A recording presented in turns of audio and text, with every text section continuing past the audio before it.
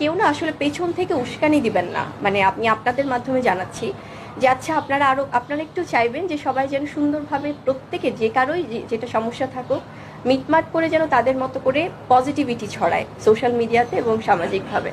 হ্যাঁ ম্যাডাম, এটাই বাকি আছে। এক নেগেটিভ মাসির মুখে আমরা পজিটিভের গল্প শুনবো, যে এতদিন ঢালিউড ইন্ডাস্ট্রিতে নেগেটিভিটি ছড়িয়ে এসছে, আজকে এই নেগেটিভিটির জন্য ঢালিউড ইন্ডাস্ট্রিটা ধ্বংসের মুখে, তার মুখে আমরা শুনবো পজিটিভের গল্প।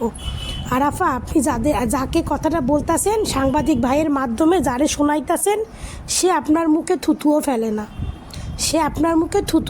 না, আপনার মুখে শুধু তারাই থুতু ফেলে যারা ওই যে আপনার কতগুলো ভক্তরা ছবিগুলো দেখলেন না, এই ন্যাংটি ভক্তগুলো একটু আপনারে নিয়ে নাচানাচি করে, আপনার নাম নিয়ে একটু ভিডিও বানায়, এছাড়া আপনার নাম কেউ মুখেও নেয় না। আপনি নিজেই তো পরকিয়া করে, নোংরামি করে, নেগেটিভিটি করে আজকে ঢালিউড ইন্ডাস্ট্রিটাকে ধ্বংস করে দিয়েছেন, আর আপনি বলছেন পজিটিভের গল্প। আপনার মুখে ওই সমস্ত মানায় না, ঠিক আছে?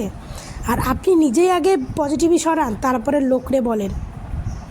আগে নিজে ভালো কিছু করেন, নিজে ভালো কিছু চড়ান, নিজের চরিত্রটাকে চেঞ্জ করেন, তারপরে লোকরে বলবেন, লোকরে জ্ঞান দিতে আসবেন।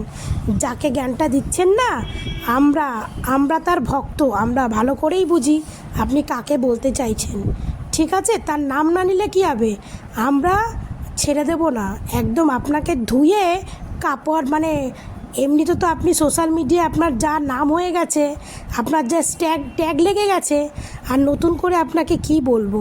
আপনার মতো মহিলাকে বললেও না আমাদের বিবেকে বাধে। তো আগে নিজেকে শুধরান, নিজে পজিটিভই সরান, তারপরে পজিটিভ নিয়ে কথা বলবেন। একটা বড় নেগেটিভ মাসি, অভদ্র মহিলা, ছোট লোক